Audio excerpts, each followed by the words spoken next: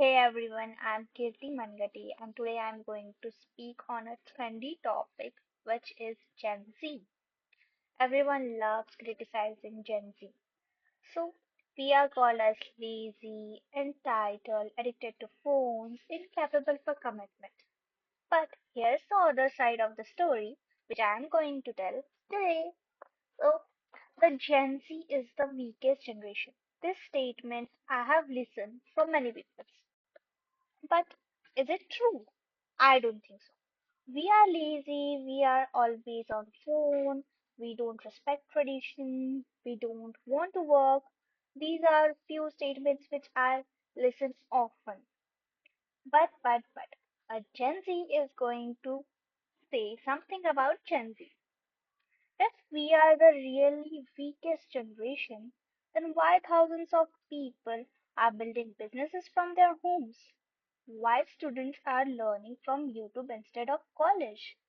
Why women are becoming financially independent through content creation, freelancing, startups, remote work?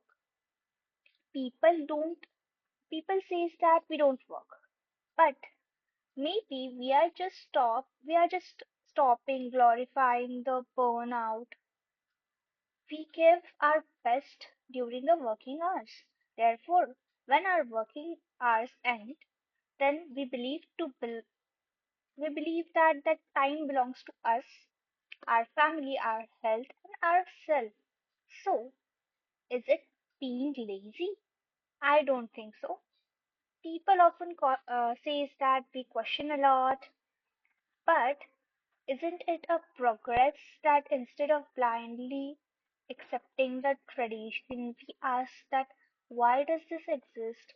And then we understand the meaning, then we follow it with even more respect.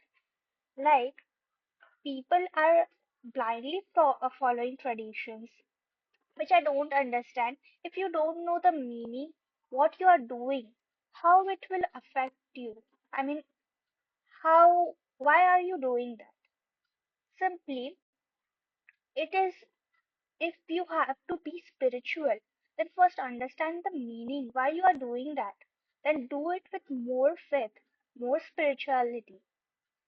So I have seen a lots of people, many young people doing yoga, spiritual practices, reading books, meditating, visiting temples, listening spiritual podcast, and often performing the rituals with using some new ways. Uh, I often think that it's just we are doing it from different way, but our faith and our spirituality is same. So people often says that social media has ruined us, but social media has also created some opportunities, right? Which our parents had never experienced maybe. A phone is no longer just for entertainment, but it's a classroom. It can be a workplace, it can be a business, or many women are taking their first step through it for financial independence. So, I'm not saying that we are perfect. Absolutely not. No one is 100% perfect or correct. But we think that instead of just looking towards our flaws, you should also look towards uh, whatever good things or whatever things which we are doing better than others or other generations or our ancestors. We should appreciate that as well, no? So therefore, I will say that don't just judge Gen Zs only by memes, headlines, but judge us by businesses we are building, conversation we are starting. We are talking about the things which uh, the generation before us were hesitate to talk about. But it is important to talk about such topics to give knowledge to people, to make them understand that how the things works, how actually the world is, and also we are setting boundaries. Like, it's not about that we don't care about anyone, but we are just setting boundaries that we won't let anyone to break that boundaries. And also we are creating some opportunities using social media, like being a social media influencers.